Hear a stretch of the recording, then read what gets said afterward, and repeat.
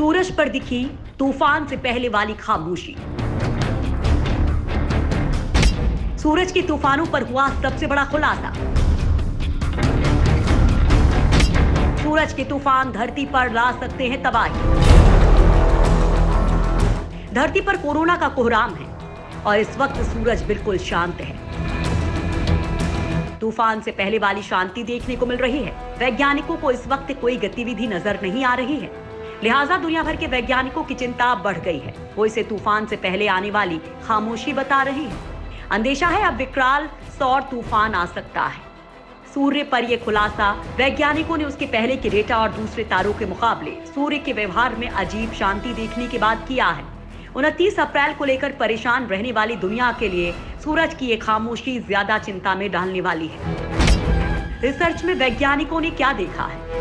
New scientist की report के मुताबिक जर्मनी के Max Planck solar system research institute के वैज्ञानिक टीमो रीनहोल्ड और उनकी टीम ने केपलर स्पेस टेलीस्कोप से सूर्य समेत 396 तारों की गतिविधियों का गहन रिसर्च किया है, जिसके बाद उन्होंने स्टार स्पॉट्स का खुलासा किया है। दरअसल किसी तारे की गतिविधि और चमक उसके चुंबकत्व क्षेत्र यानी कि मैग्नेटिक फील्ड से प्रेरित होती है, जिसके कारण उस पर काले धब्बे बन जाते हैं, जिन्हें स्टार स्पॉट्स या सूर्य के मामले में सन स्पॉट्स कहा जाता है। वैज्ञानिकों ने रिसर्च में पाया है कि इन तारों का तापमान, रासायनिक संयोजन, उम्र, आकार और घूर्णन गति एक जैसी है। लेकिन इन समानताओं के बाद भी शोधकर्ताओं ने पाया कि इन तारों की सूर्य से ज्यादा चमक है।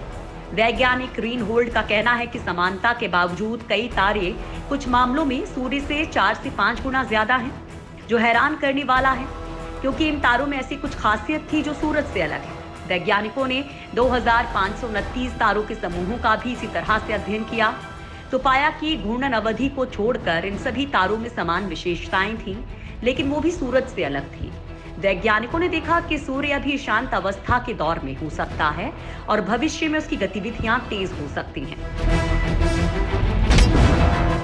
हो सकता है बड़ा नुकसान। वैज्ञानिक रीनहोल्ड और उनके रिसर्च टीम ने तमाम डेटा के आधार पर अनुमान लगाया है कि आने वाला वक्त बहुत परेशानी वाला हो सकता है, क्योंकि अनुमान के मुताबिक सूर्य के आसपास की चमक बढ़ जाएगी और सूर्य से लपटें निकलने या सौर तूफान के कारण हमारी धरती की इलेक्ट्रिकल ग्रिड डैमेज हो सकती है, क्योंकि सौर तूफान हमेशा से ही वैज्ञानिकों के लिए चिंता का विषय बना हुआ है। सूर्य की सतह पर अचानक उठने वाली लपटों के कारण सौर हवाएं निकलती हैं, जिनको सोलर विंड कहते हैं। इसे कोरोनल मास इजेक्शन भी कहा जाता है।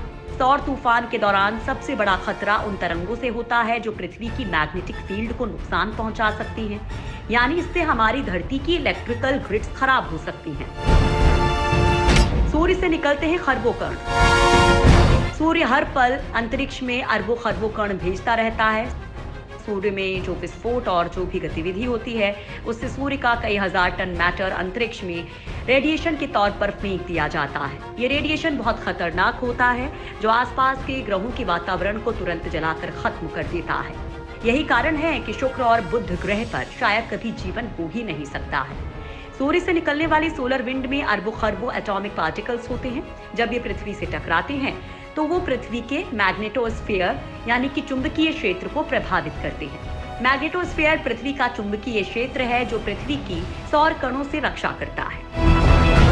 1859 में हुआ है बड़ा नुकसान। सोलर तूफान कितने खतरनाक हो सकते हैं, इसका नजारा साल 1859 में दुनिया देख चुकी है, जब एक शक्तिशाली सौर तूफान आया था। इस तूफान को कैरिंगटन इवेंट कहते हैं, जिसमें सूर्य से निकलने वाली एक विशाल सौर हवा ने पृथ्वी के मैग्नेटिक नेचर को बहुत हद तक गड़बड़ कर दिया था। इस सौर हवा ने उस समय पृथ्वी के मैग्नेटोस्फीयर से लेकर धरती पर तमाम तरह के बिजली के उपकरण खराब कर दिए थे। ये घटना इतनी शक्तिशाली थी कि इसकी चमक कई दिनों तक पृथ्वी पर कई जगहों पर दिखी थी। उस समय लोगों के पास ज्यादा इलेक्ट्रॉनिक गैजेट्स नहीं होते थे। एक रिपोर्ट के मुताबिक 1859 में आया ये सौर तूफान इतना शक्तिशाली था कि इसने बिजली के चलने वाले कई उपकरणों को इस कदर खराब कर दिया था कि उसमें कभी कभार अपने आप आग लग जाया करती थी। वहीं कई पश्चिमी देशों का टेलीग्राफ सिस्टम नाकाम हो गया था। इस दौरान तारों में बहुत तेज इलेक्ट्रिक करंट के झटके पाए गए थे। आज सोलर तूफान आए तो क्या होगा? 1859 में सोलर तूफान के वक्त तकनीक इतनी व्यापक नहीं थी। लेकिन अगर आज इस तरह की घटना हो जाए तो बहुत नुकसान हो सकता है। ये तूफान भले ही हम इंसानों को खत्म करने की ताकत ना रखता हो, पर अरबों कणों की आंधी हर सैटेलाइट और गैजेट्स को तुरंत खराब कर देंगी। आपके सभी संपर्क इस दुनिया से कट जाएंगे। वैज्ञानिकों को सबसे बड़ी चिंता इस बात की है कि अंतरिक्ष में कार्यरत टेलीस्कोप और सैटेलाइट कहीं इस तूफान की जद में नहीं आ जाएं। दूसरी ओर इस तूफान से विद्युत ग्रिड और विमानों का परिचालन प्रभावित हो सकता है। इसके अलावा एक अंदेशा ओजोन परत को नुकसान होने का भी है। वहीं अगर पृथ्वी का मैग्नेटोस्फीयर इससे नष्ट हो जाता है तो मानव सभ्यता पर एक बहुत बड़ा संकट पनप सकता है। हालांकि ये तभी मुमकिन है जब सौर तूफान की तीव्रता बहुत ज्यादा हो। नासा ने उठाया बड़ा कदम। नासा ने सौर तूफान के अध्ययन के लिए 6 सैटेलाइट भेजने के अभियान की घोषणा की है। जुलाई 2023 तक इन सैटेलाइट को भेजने की तैयारी है, जो सूर्य पर आने वाले सौर तूफान का अध्ययन कर उसके पृथ्वी पर पड़ने वाले प्रभावों के बारे में जानकारी देंगे। नासा का कहना है कि वो सौर तूफान के अध्ययन के लिए 6 क्यूबसैट प्रक्षेपित करेगा। ये 6 सैटेलाइट पृथ्वी की भू-स्थिर कक्षा में जाकर काम करेंगे। नासा सन रेडियो इंटरफेरोमीटर स्पेस एक्सपेरिमेंट यानी कि सनराइज मिशन के तहत ये सैटेलाइट लॉन्च करेगा। 10 किलोमीटर के दायरे में फैले ये सैटेलाइट एक रेडियो टेलीस्कोप की तरह काम करेंगे और सौर तूफान संबंधी वे अध्ययन कर सकेंगे जो पृथ्वी पर संभव नहीं है, क्योंकि सूर्य से जो किरणें निकलती हैं वो तो पृथ्वी तक पहुंच जाती हैं, लेकिन वहां से जो रेडियो तरंगे आती हैं वे पृथ्वी के आयनोस्फीयर की वजह से यहां तक नहीं पहुंच पाती। ऐसे में इन रेडियो तरंगों को पृथ्वी पर स्थित टेलीस्कोप नहीं पकड़ पाते।